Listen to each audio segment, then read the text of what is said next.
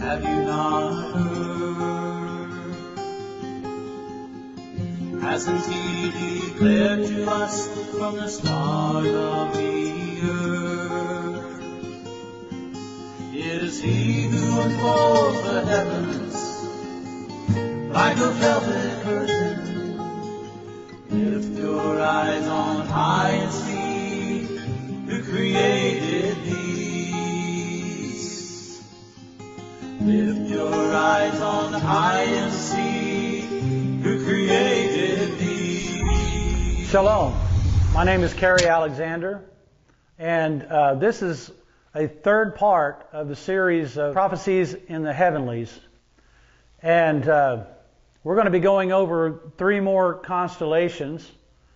And I just wanted to share with you that last time I did a video, which is the second one, I wanted to correct something in it, and it's concerning the constellation Scorpio. And Scorpio, I said at the time, I couldn't see how that the scorpion could have anything to do with the message, and I was saying that it was only an eagle because that's what was revealed in ancient times, and it also matched one of the faces on the cherubim, or the cherubim. But now I understand that it is both. It is an eagle and it is a scorpion, because the nature of the constellations are that they have a positive side to them and they have a negative side to them. And it's just like the verse of Scripture that says that Yahuwah is a sun and a shield. And He's a sun to the wicked, because when the sun is hot and blazing, it burns up the wicked.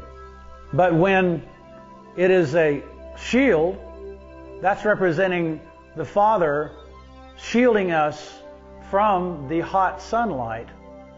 And it goes right along with the verse that says that we need to be under the shadow of His wings. And so that's very important for us to know. So depending on which side of the fence you're on, if you're for Yahuwah or against Yahuwah, you'll either have a positive outcome with these constellations, or you'll have a negative outcome with these constellations. So anyways, I just wanted to correct that. You know, if we are on the negative side, well, then the constellation Scorpio can actually be a scorpion, because it'll end up stinging us in the end. But if we are on the positive side, it'll be an eagle, because Yahuwah will carry us on eagle's wings, and He will take us to a place of safety. So I just wanted to take that moment to correct what I said in the last video. But, you know, I want to reiterate to you Psalm 19, 1 through 4. And listen to these words very carefully. The heavens are proclaiming the esteem of El, and the expanse is declaring the work of His hand. Day to day pours forth speech, and night to night reveals knowledge. There is no speech or words their voice has not heard. Their line, or the voice, has gone out through all the earth, and their words to the end of the world. And I also want to reiterate to you Psalm 147, verse 4, that says, He, which is Yahuwah, appoints the number of the stars. He gives names to all of them. Great is our Master, and mighty in power. There is no limit to His understanding.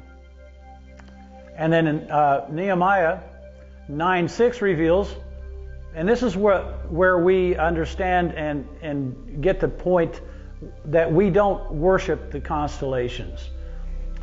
And it says in Nehemiah 9:6, You are Yahuwah alone. You have made the heavens of the heavens, with all their hosts, the earth and all that are on it, the seas and all that are in them, and you gave life to them all. And the hosts of the heavens are bowing themselves to you. You see, the heavens are a created thing. They didn't exist at one time, whenever that time was. And so, Yahuwah is the one to be worshipped because He is the creator of all. He used His Son, of course, to do this.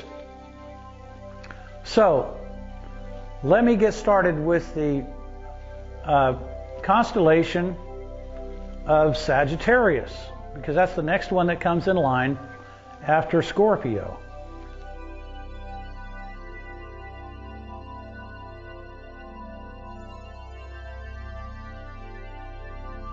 Okay, now I'm going to talk about the fourth main constellation, Sagittarius.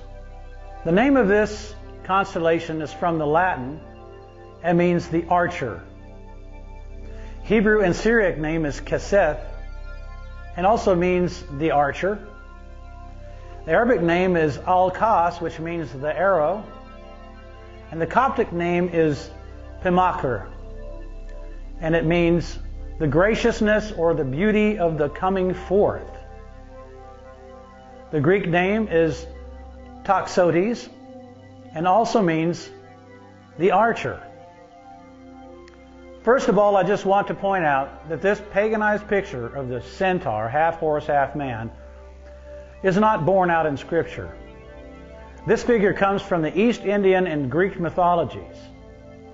The Scriptures do, however, portray the archer as a man sitting on a horse, not being part of the horse. So now let us look at some scriptural text to see what it says about this constellation. And this is where I show you prophecies and scriptures that relate to the very essence of the constellations. Psalm 64. It says, "Hear my voice, O Elohim, in my meditation. Guard my life from the threats of the enemy. Hide me from the secret plans of the evildoers, from the tumult of the workers of wickedness, who sharpen their tongue like a sword and aim their arrows a bitter word. To shoot in ambush at someone blameless, they shoot at him suddenly and do not fear. They arm themselves with an evil word. They talk of hiding snares. They have said, who sees them? They search out unrighteousness. We have perfected a well searched out plan, they say. For the inward part of man and heart are deep. But, and here's the part that really relates to this constellation. But Elohim does shoot at them with an arrow. Their wounds shall be sudden, and they cause one to stumble. Their own tongue is against them. All who see them flee away. And all men fear and declare the work of Elohim, and they shall wisely consider what He has done. The righteous rejoice in Yahuwah, and shall take refuge in Him, and all the upright in heart praise Him." Hallelujah. Here's another one, another prophecy in Isaiah 41, 1 through 6. "Be silent before me, ye coastlands, and let peoples renew their power. Let them come near, let them speak, let us come together for right ruling. Who has raised up the nations, one from the east, called him to his foot, gave the nations before him, and made sovereigns submit to him? Who gave them as the dust to his sword, as driven stubble to his bow?" So there he is. He's the archer again, the bow. "He pursued them, passed over in safety by a path that he had not gone with his feet.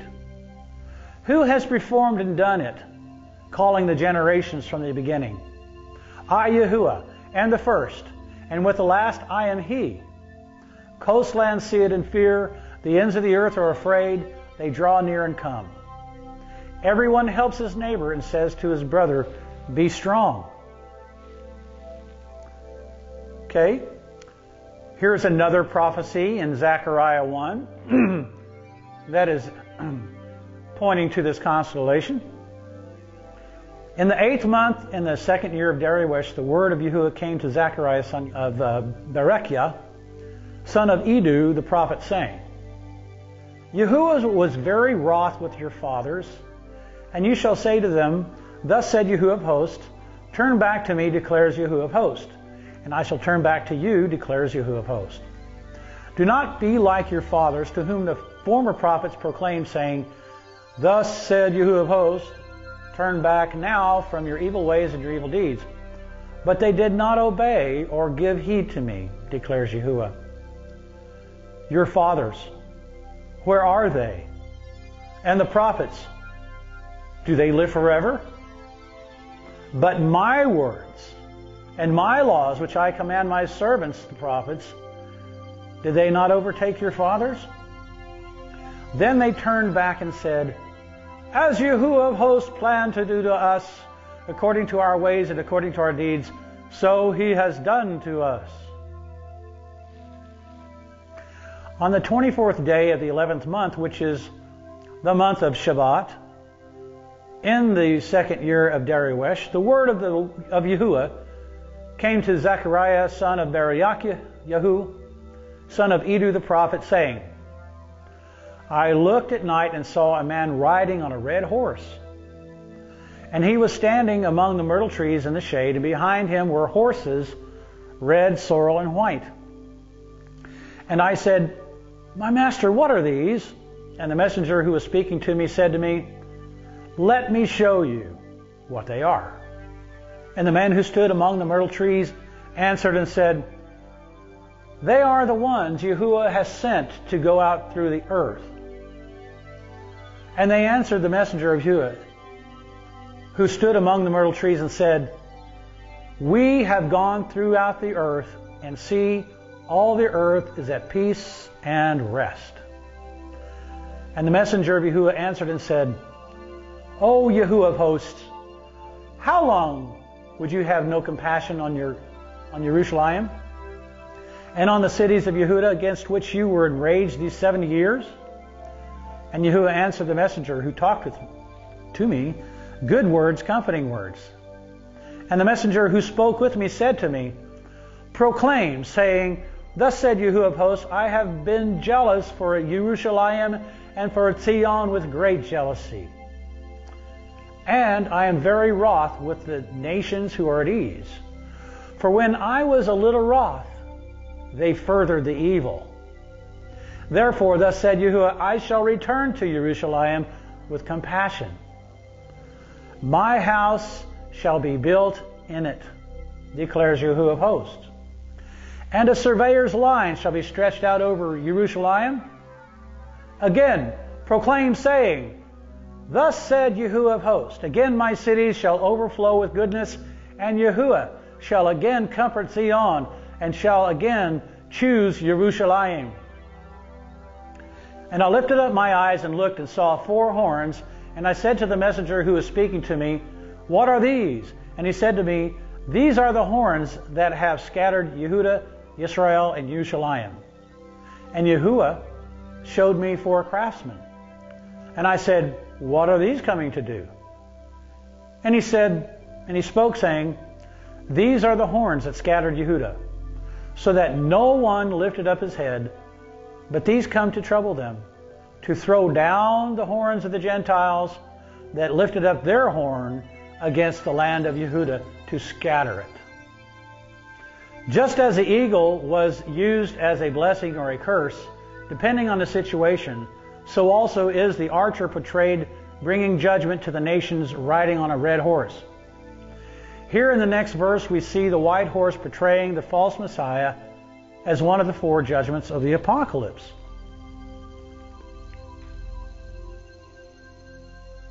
Revelation 6, 1 and 2. And I saw when the Lamb opened one of the seals, and I heard one of the 4 living creatures saying, like a sound of thunder, come and see.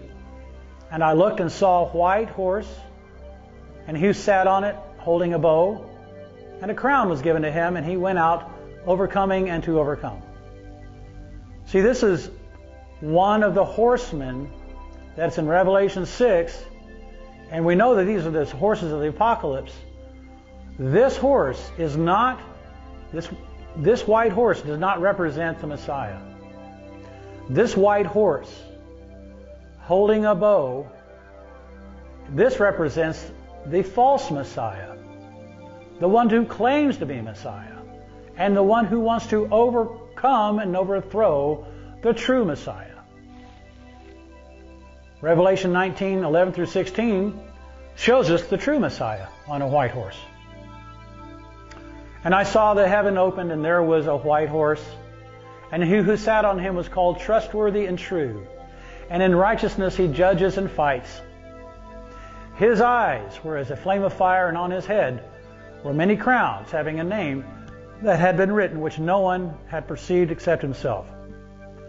And having been dressed in a robe dipped in blood, and his name is called the Word of Yahuwah.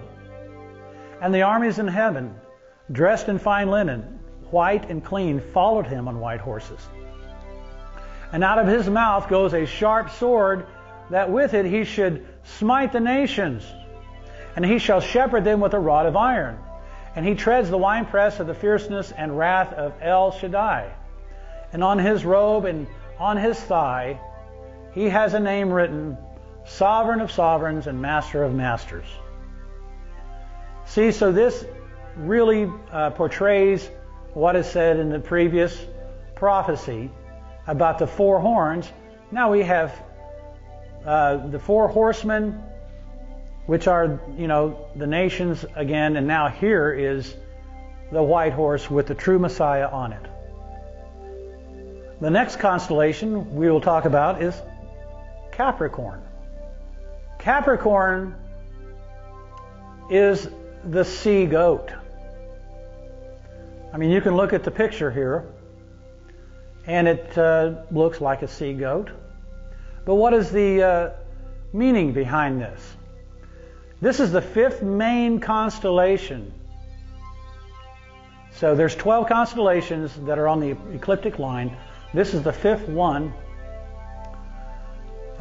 starting from Virgo. So, the Egyptian name for this constellation is Hu-Peneus, which means the place of the sacrifice. In Hebrew, the name for this constellation is Gedi, or the kid, or cut off. And in Latin, this name means the goat. Quoting E.W. Bullinger, quote, "The goat is bowing its head as though falling down in death. The leg is folded underneath the body and seems unable to rise with the left. The tail of the fish, on the other hand, seems to be full of vigor and life." I believe that this sign is a picture of the sin offering of the two goats. The first goat is a picture of Yahushua paying the price for our sin and taking all our sin upon himself. The second goat is a picture of the scapegoat, Satan, who was sent out into outer darkness by the hand of a strong man. Many believe that the scapegoat is the Messiah. But this idea is not in agreement with the whole teaching. Leviticus 16:5 through 10. Let's read who the scapegoat is. "And from the congregation of the children of Israel he takes 2 male goats as a sin offering and 1 ram as a burnt offering, and Aaron shall bring the bull as a sin offering, which is for himself, and make atonement for himself and for his house. And he shall take the 2 goats and let them stand before Yahuwah at the door of the tent of meeting." And here you go. This is what I really want you to focus on. "And Aaron shall cast lots for the 2 goats, one lot for Yahuwah, and the other lot for Azazel. And Aaron shall bring the goat on which the lot for Yahuwah fell, and shall prepare it as a sin offering. But the goat on which the lot for Azazel fell is caused to stand alive before Yahuwah, to make atonement upon it, to send it into the wilderness to Azazel.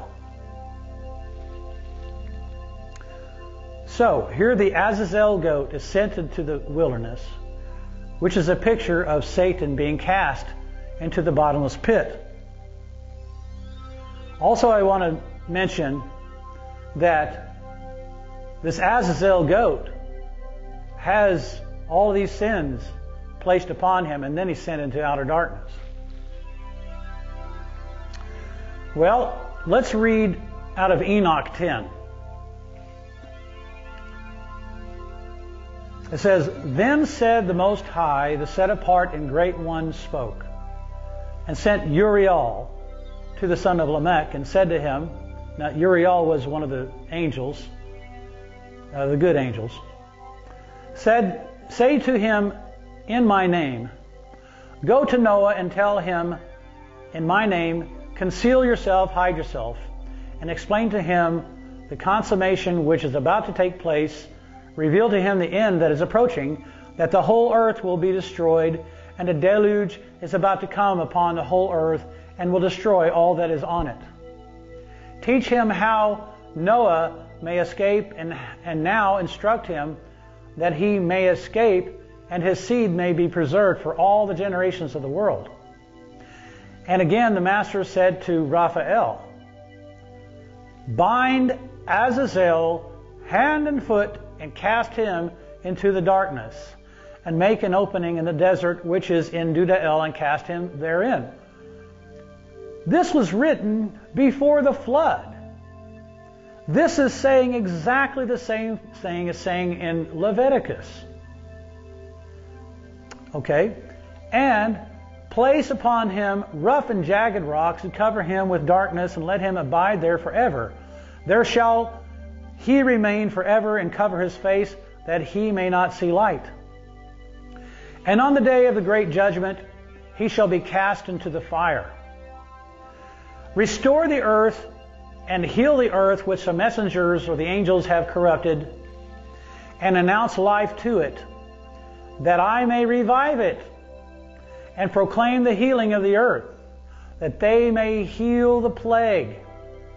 All the sons of men shall not perish in consequence of every secret, and that all the children of men may not perish through all the secret things that the watchers have disclosed, destroyed, and have taught their sons their offspring. And the whole earth has been corrupted through the works that were taught by Azazel. To him ascribe all sin, ascribe the whole crime. Here again, this is speaking just like it says in the book of Leviticus. Azazel is not a picture of the Messiah. Take that out of your mind. The text does not support that. And Gabriel said to the master, Proceed against the bastards or biters and the reprobates,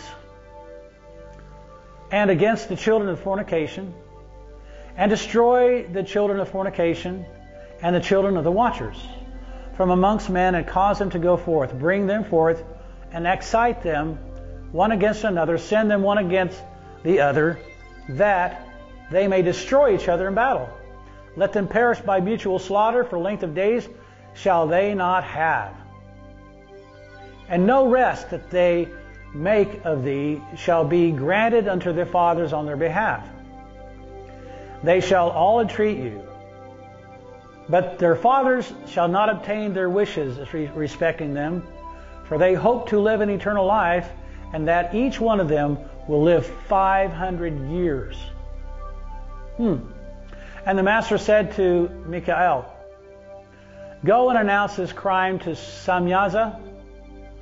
Go bind Samyaza and his associates who have united themselves with women, so as to have defiled themselves with them in all their uncleanness.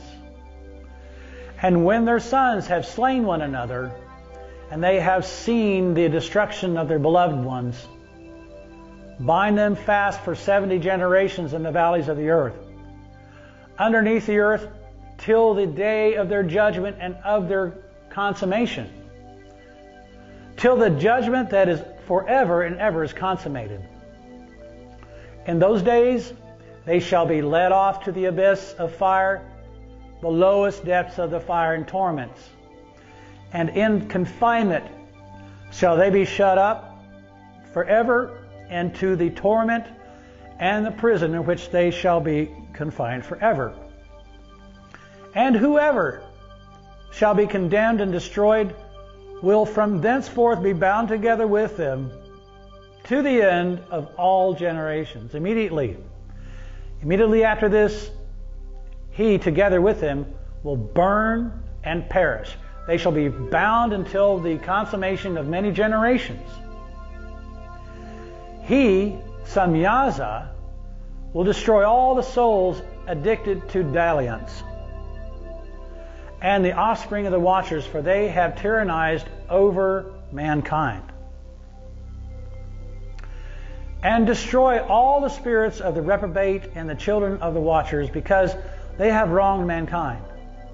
Destroy all wrong from the face of the earth, and let every evil work come to an end, and let the plant of righteousness, which is Yahushua, let the plant of righteousness and truth appear, and it shall prove a blessing. The works of the righteousness and truth shall be planted in truth and joy forevermore. And then shall all the righteous escape, and shall live till they beget thousands of children. And their Sabbaths shall be completed in peace.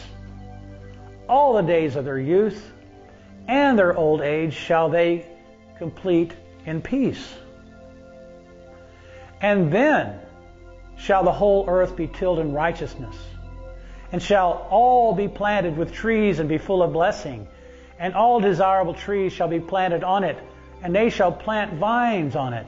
And the vine which they plant thereon shall yield wine in abundance.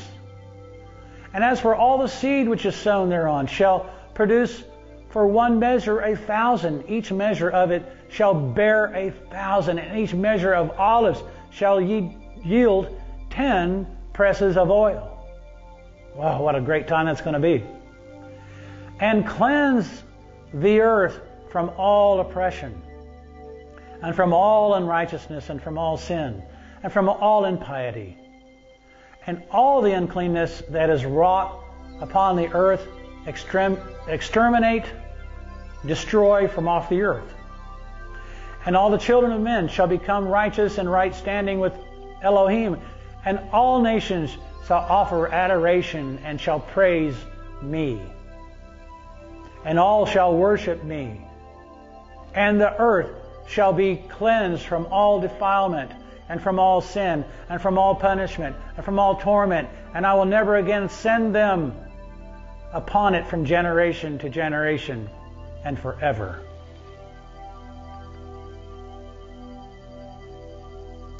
Well, now that was out of the book of Enoch, chapter 10.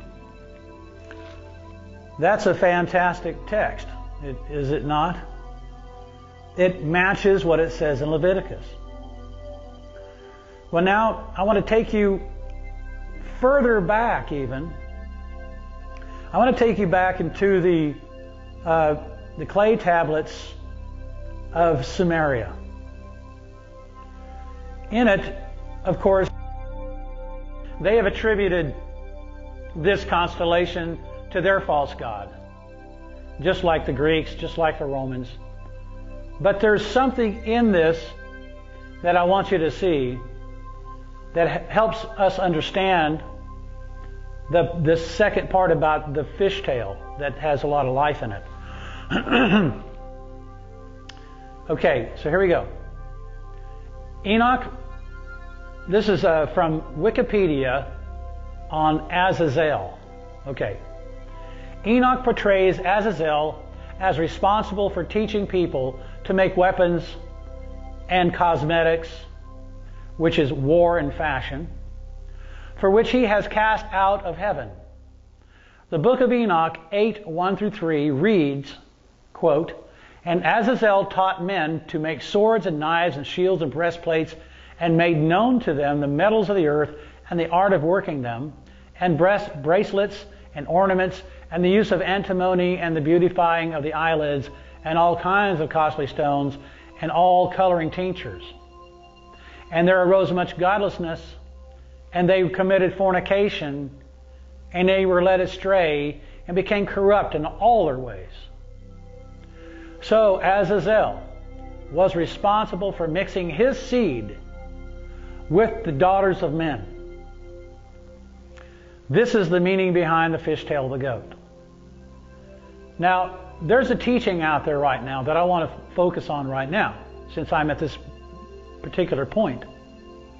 There's a teaching out there that the Anunnaki came to this earth and spread their seed on a lower, a type of kind of a human being. They're saying it was below us, and they weren't as intelligent as we. And because they did this, it made us who we are, the way we are now. I am declaring to you this is a lie from Hasatan himself. This is a lie from Azazel, because Azazel was responsible for mixing his seed with the daughters of men. We were made in the image of Yahuwah. We were not made in the image of Azazel. We were made in the image of Yahuwah. We were not made in the image of Hasatan. Do not ever get that crossed in your mind.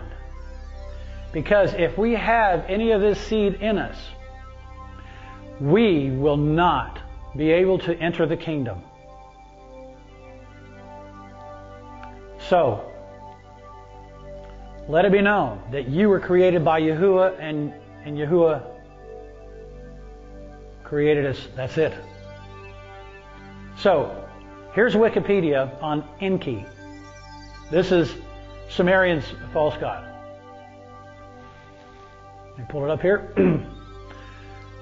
Early royal inscriptions from the 3rd millennium BCE mention the reeds of Enki. Reeds were an important local building material used for baskets and containers and collected outside the city walls, where the dead or sick were often carried. This links Enki to the Kur, or underworld, of Sumerian mythology. In another, even older tradition, Namu, the goddess of the primeval creative matter and the mother goddess portrayed as having given birth to the great gods, that is totally wrong also, was the mother of Enki, and as the watery creative force. Okay, so I'm sorry, Namu was not the creator. Benito states with Enki, it is an interesting change of gender symbolism. The fertilizing agent is also water. Samaritan or Ab, which also means semen. In one evocative passage in a Sumerian hymn, Enki stands at the empty riverbeds and fills them with his water. And this may be a reference to Enki's Hieros, Gamos, or sacred marriage with Ki Ninhursag, which that's, I guess, was their name for the earth. His symbols include a goat and a fish, which later combined into a single beast, the goat Capricorn, recognized as the Capricornus. Let me remind you that the stars were named by Yahuwah. So, he's the one responsible for the meanings of the stars. The Sumerians understood the meanings of the stars, but they applied their false gods to it. And so it's the meaning of this that I'm trying to gain a perspective, not the fact that I believe in their false god. I do not. Okay. Here's a picture of Enki with a river full of fish and also a goat under him. Based on the understanding that the early Sumerians had knowledge of Capricorn, further confirms my belief that this is the scapegoat. Enki was a Sumerian god used to usurp Yahuwah's authority by portraying Enki as the one who poured his water or semen in the empty riverbed, thus making him the creator of life. This is clearly an attempt to cover up the true creator. I will show how Yahuwah is the water pourer in the next constellation. Okay, this is Aquarius, the water pourer. That's what Aquarius means, the water pourer. Based on the meanings of the names of the stars, it means the water pourer. And so you get an image of someone pouring water. And that's exactly what we have in the heavens. It is the sixth main constellation, starting from Virgo. The stars in this constellation are clear in their meaning. According to E.W. Bullinger, the star in the right shoulder is called Al-Asad al-Malik, meaning the record of the pouring forth. The star in the left shoulder is called Sa'ad al-Sund, meaning who goes and returns, or the pourer out. In the lower right leg, this star is called in Hebrew Sheet, which means who goes and returns. The star in the urn or the basin, the part that what he's using to pour out the water, is called in Egyptian Mon or Mion, meaning urn. That's what they called an urn. So the constellation Aquarius itself means in Latin the pourer forth of water. There we go. So all of these from different cultures, from different places. See, it says that their voice went out to all the earth, and everyone has heard this message in the ancient times. So when Moses was given the revelation of his name, he was shown 3 signs that related to his name in chapter 4 of Exodus, of which this constellation was the 3rd sign given to him. Moses was asking Yahuwah, well, when I go talk to the children of Israel, how will I convince them that you have spoken to me, or that I've seen you? And he said, well, tell them my name, and they will believe you. And then Moses says in the first part of Exodus chapter 4, well, if that doesn't work, then what? What do I do then? And the 3rd thing he told him, the 3rd sign, is right here. You shall take water from the river and pour it on the dry land. And the water which you take from the river shall become blood on the dry land. See, now I looked at that in Hebrew. And in the Hebrew context, the water in Hebrew means water. It also means urine, and it also means semen. The river means canal or shaft. And pouring it means to gush forth or to spew. And the dry land means the people. The people are thirsty, and they are the dry land. They are looking for salvation. And so, then it says, and the water which you take from the river shall become blood on the dry land. Well, that is talking about the seed that came forth from the Father. That seed gave up his life, and he poured himself out on the people. so that they could live. And that's exactly what the Messiah did. This is a kind of a strange way of, speaking the gospel. In this context right here is the gospel, because it's referring to the works of the Messiah. Isaiah 44, 1 through 4. But now hear, O Jacob, my servant, and Israel, whom I have chosen. Thus said Yahuwah, who made you and formed you from the womb, who helps you. Do not fear, O Jacob, my servant, and Yeshurun, whom I have chosen. For I pour water on the thirsty, and floods on the dry ground. I pour my spirit on your seed, and my blessing on your offspring, and they shall spring up among the grass like willows by streams of water. See, in the third sign of Moses, he was telling Moses to do these things in front of the people so that they understood. He said, if you do this, then they will believe you. Why would they believe him? What was it about this third sign that when he said it to them, would they believe him?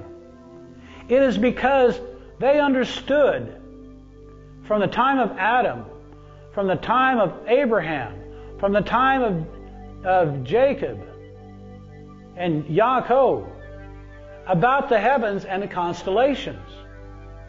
So when Moses was told to go down and tell them, show them this sign and perform it in front of them, that they would understand that he has seen the Messiah, or he has seen Yahuwah. See? So, it's incredible. How would they have known that he actually saw Yahuwah based on this sign if they did not already understand this? So, this constellation is a beautiful picture of our Messiah pouring out his Spirit on Israel. And we can find this portrayed in many prophecies. Let's look at Isaiah 35. Beautiful, beautiful. We've heard this quoted many times. Starting in verse 1. Let the wilderness and the dry place be glad for them, and let the desert rejoice and blossom as a rose. It blossoms much and rejoices even with joy and singing. The esteem of Lebanon shall be given to it, the excellence of Carmels and Sharon. They shall see the esteem of Yahuwah, the excellency of our Elohim. Strengthen the weak hands, make firm the weak knees. Say to those with anxious heart, be strong, do not fear. See, your Elohim comes with vengeance, with the recompense of Elohim. He is coming to save you. Then the eyes of the blind shall be opened, and the ears of the deaf will be opened. The lame shall leap like a deer, and the tongue of the dumb shall sing. Because waters burst forth in the wilderness, and streams in the desert, and the parched ground, us, brothers and sisters, being parched, longing for salvation, shall become a pool, and the thirsty land springs of water. In the home for jackals where each lay grass with reeds and rushes, and there shall be a highway and a way, and it shall be called the way of set apartness. This is declaring to us that the way is revealed in the heavens. The way is revealed through the constellations. The gospel, the message, the good news has been displayed across the heavens. Look at the water pour. He's going to pour his Spirit out upon us, and we will be revived with newness of strength. We will be resurrected. The unclean does not pass over it, but it is for those who walk the way, and no fools wander on it. No lion is there, nor any ravenous beast go up on it. It is not found there, but the redeemed shall walk there. And the ransomed of Yahuwah shall return and enter Zion with singing, with everlasting joy on their heads. They shall obtain joy and gladness, and sorrow and sighing shall flee away. Hallelujah! I am so ready for that time. Here's another prophecy in Isaiah 45 that is literally pointing to this constellation Aquarius. Rain down, O heavens, from above, and let clouds pour down righteousness. Let the earth be opened up, and let them bring forth deliverance, and let righteousness spring up together. I, Yahuwah, have created it. Beautiful. Now Isaiah 55. Oh, everyone who thirsts, come to the waters, the water pour. And I didn't say water pour, I added that in there. But we know who he's talking about. Come to the waters. And you who have no silver, come, buy and eat. Come, buy wine and milk without silver and without price. Why do you weigh out silver for what is not bread? And your labor for what does not satisfy? Listen to me and eat what is good. And let your being delight itself in fatness. Incline your ear and come to me. Hear, so that your being lives. And let me make an everlasting covenant with you, the trustworthy kindnesses of David. See, I have given him, David, or a prophetic name for the Messiah. See, I have given him as a witness to the people, a leader and a commander for the people. See, a nation you do not know shall call you Ephraim, and a nation who does not know you will run to you, because of Yahuwah your Elohim and the set apart one of Israel, for he has adorned you.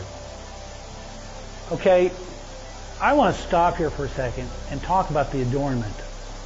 Remember the high priest had the breastplate, and he had these jewels, 12 jewels on his breastplate. These are the jewels that represent not only the 12 tribes of Israel, but the 12 constellations, because they mirrored each other. They totally mirrored each other. Now, back to the prophecy. Seek Yahuwah while he is to be found. Call on him while he is near. Let the wrong forsake his way, and the unrighteous man his thoughts. Let him return to Yahuwah, who has compassion on him, and to our Elohim, for he pardons much. For my thoughts are not your thoughts, neither are your ways my ways, declares Yahuwah. For as the heavens are higher than the earth, so are my thoughts higher than your thoughts. And my ways are higher than your ways. For as the rain comes down and the snow from the heavens, and do not return there, but water the earth and make it bring forth and bud, and give seed to the sower and bread to the eater, so is my word that goes forth from my mouth. It does not return to me empty, but shall do what I please, and shall certainly accomplish what I sent it for.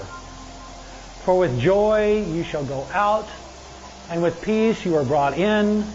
The mountains and the hills break forth into singing before you, and all the trees of the field clap their hands. Instead of the thorn, the cypress comes up. Instead of the nettle, the myrtle comes up. And it shall be to Yahuwah for a name and for an everlasting sign or oath, which is not cut off. This sign is also used as a negative picture of destruction in the Scriptures. Here's a perfect example, Isaiah 28, verse 2. See, Yahuwah has one, which is the Messiah, who is mighty and strong, like a downpour of hail and a destroying storm, like a flood of mighty waters overflowing, who cast down to the earth with a hand. Remember the hand of the right arm of Yahuwah, the hand that led the children of Israel out of Egypt.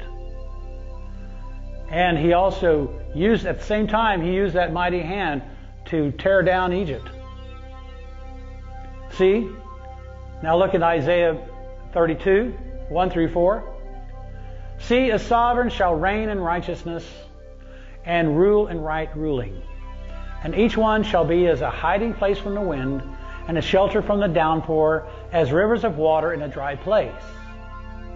As a shadow of a great rock in a weary land, and the eyes of those who see are not dim, and the ears of those who hear will listen. And the heart of the rash will understand knowledge, and the tongue of the stammerers hurries to speak plainly. Here in Isaiah 32, it's showing us that the same one who was doing the downpour of hail and the destroying storm and the flood of mighty waters is the same one that is a hiding place for us from the wind and the shelter from downpour as rivers of water in a dry place. So do not fear, brothers and sisters, when Yahuwah comes to the earth and begins destroying the earth. He already has a plan for you and me. He will protect us. He will be a shelter to us. He will be that shield, not a sun. Jeremiah 2, 11 through 13. Has a nation changed its mighty ones which are not mighty ones? Yes.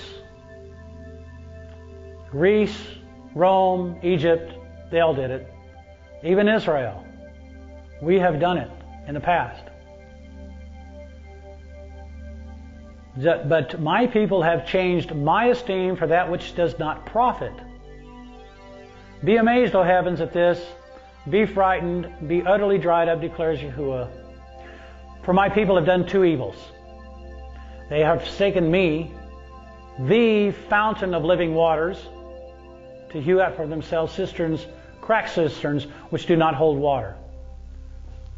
Who is the water pourer? Is it Enki? No. It is Yahuwah and his son, Yahushua. Yahushua revealed this understanding of himself to the woman at the well. John 4, 7 through 14. A woman of Shamaron came to draw water. Yahuwah said to her, "Give me to drink." For his taught ones had gone off into the city to buy food. The woman of Shamaron therefore said to him, "How is it that you, being a Yehudite, ask a drink from me, a woman of Shamaron? For Yehudim do not associate with the Shamaronites." Well, Yahushua answered and said to her, "If you knew the gift of Elohim, who it is who says to you, 'Give me to drink,' you would have asked him, and he would have given you living water." The woman said to him, "Master, you have no vessel, and the well is deep. From where then do you have living water? Are you greater than our father Yaakov, who gave us the well and drank from it himself, and his sons and his cattle?" Yahushua answered and said to her, "Everyone drinking of this water shall thirst again. But whoever drinks of the water I give to him shall never thirst. And the water that I give him shall become in him a fountain of water springing up into everlasting life." Now see, isn't he just reiterating the third sign of Moses right there when he said that? John 14, verses 15 through 20. Look what Yahushua says.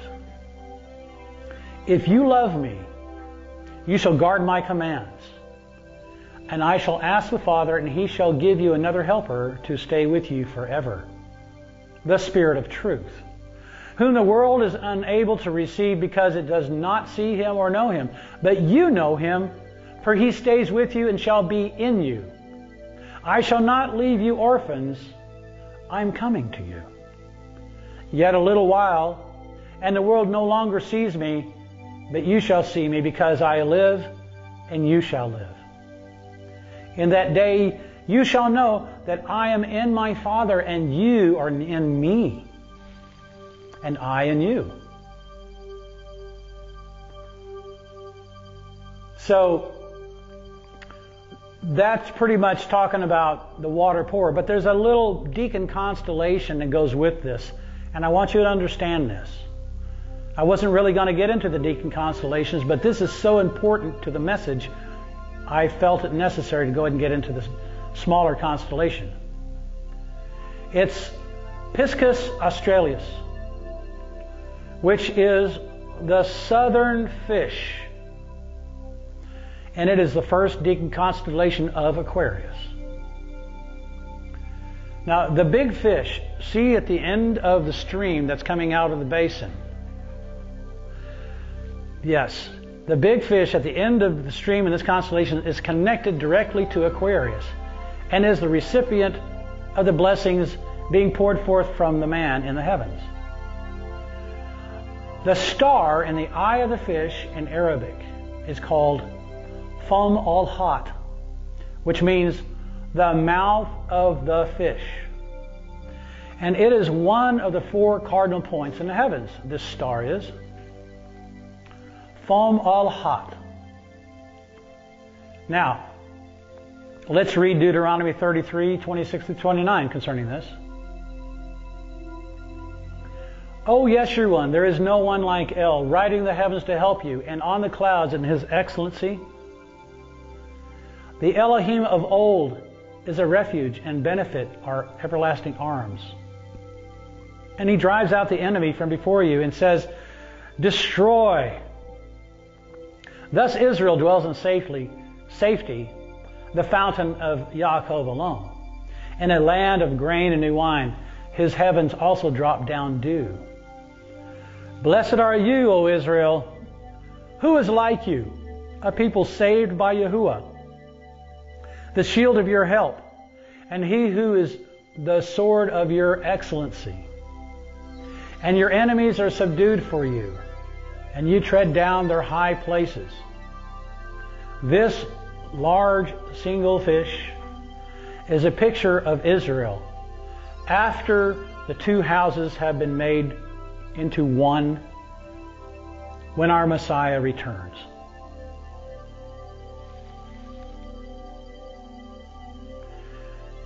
Now, there is another constellation that this is connected to because of the fish, the big fish. There's another constellation called Pisces. And it is a fish going this way and a fish going this way.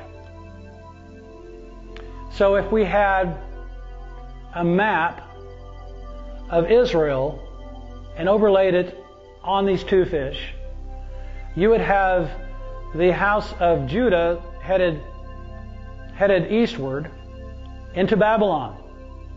The other fish would be headed northward and exiled into the northern countries, eventually into the rest of the world. But in the end of time, after the Messiah comes back, and not until then, those 2 fish will be made into one.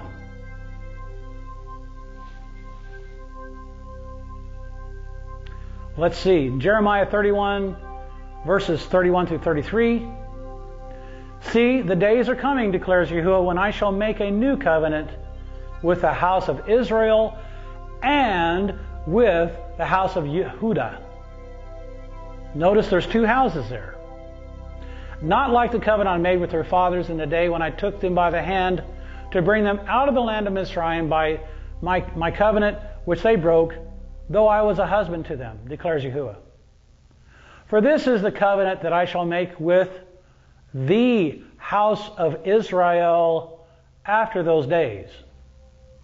Mentions one house now.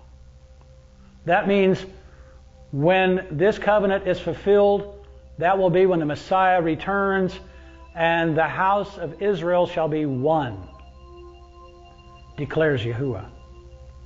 I shall put my Torah in their inward parts and write it on their hearts, and I shall be their Elohim, and they shall be my people. So, after those days, Israel is seen as a single house instead of two. Here, Isaiah 11, verses 12 and 13 says, And he, Yahushua, shall raise a banner for the nations and gather the outcast of Israel and assemble the dispersed of Yehudah from the four corners of the earth. That's what the Messiah said in Matthew 24. When he, after the sun and the moon are darkened, then he shall send his messengers and they will gather the remnant from the four corners of the heavens. And the envy of Ephraim shall turn aside, and the adversaries of Yehudah will be cut off. Ephraim shall not envy Yehudah, and Yehudah not trouble Ephraim. Now, here's Ezekiel 37.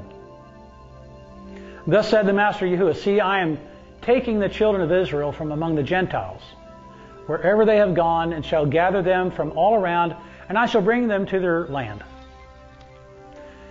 And I shall make them one nation in the land, on the mountains of Israel, and one sovereign shall be sovereign over them all, and let them no longer be two nations, and let them no longer be divided into two reigns. You see, this prophecy was given in Ezekiel 37 immediately after an earlier prophecy in the same chapter about the dry bones, where Yahuwah poured out his Spirit upon the dry bones, and he put flesh and sinew on the bones, and he made them stand on their feet, and he gave them his Spirit. And then the prophecy of the two sticks becoming one in the hand of Yahuwah. That's a perfect picture of the two nations coming together after the Messiah has returned, after the resurrection of the dead, not until. Don't let anybody try to deceive you in any way, trying to make you believe that any organization or any other man-made entity can bring the two houses of Israel together. It would be a Herculean task, but this task is for Yahuwah and Yahuwah alone, and He will do it. Hallelujah.